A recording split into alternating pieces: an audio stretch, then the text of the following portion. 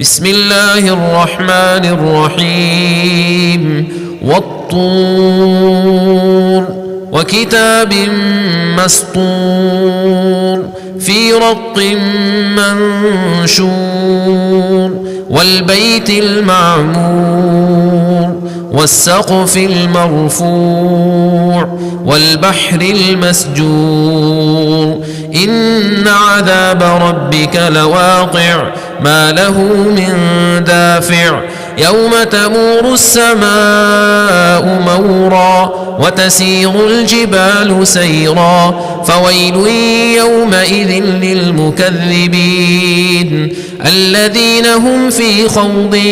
يلعبون يوم يدعون إلى نار جهنم دعا هذه النار التي كنتم بها تكذبون أفسحر هذا أم أنتم لا تبصرون اصلوها فاصبروا أو لا تصبروا سواء عليكم إنما تجزون ما كنتم تعملون إن المتقين في جنات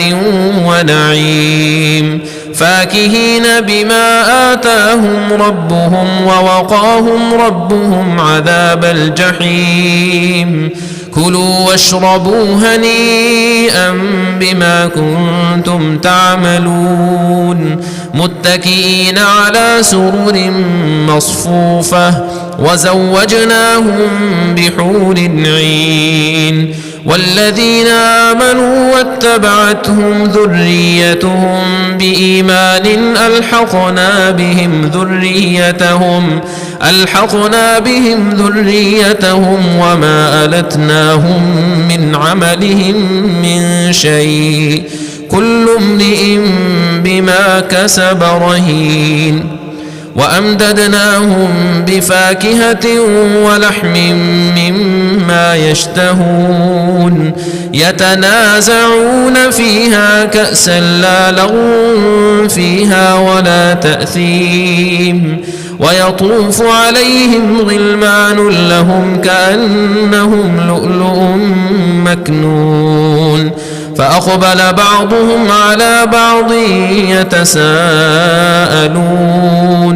قالوا إنا كنا قبل في أهلنا مشفقين فمن الله علينا ووقانا عذاب السموم إنا كنا من قبل ندعوه إنه هو البر الرحيم فذكر فما أنت بنعمة ربك بكاهن ولا مجنون أم يقولون شاعر نتربص به ريب المنون قل تربصوا فإني معكم من المتربصين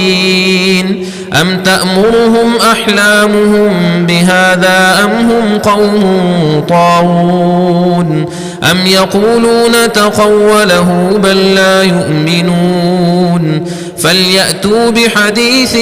مثله إن كانوا صادقين أم خلقوا من غير شيء أم هم الخالقون أم خلقوا السماوات والأرض بل لا يوقنون أم عندهم خزائن ربك أم هم المسيطرون أم لهم سلم يستمعون فيه فليأت مستمعهم بسلطان مبين أم له البنات ولكم البنون أم تسألهم أجرا فهم من مغرم مثقلون أم عندهم الغيب فهم يكتبون أم يريدون كيدا فالذين كفروا هم المكيدون أم لهم إله غير الله سبحان الله عما يشركون وإن يروا كسفا من السماء ساقطا يقولوا سحاب مركوم فذرهم حتى يلاقوا يومهم الذي فيه يصعقون يوم لا يغني عنهم كيدهم شيئا ولا هم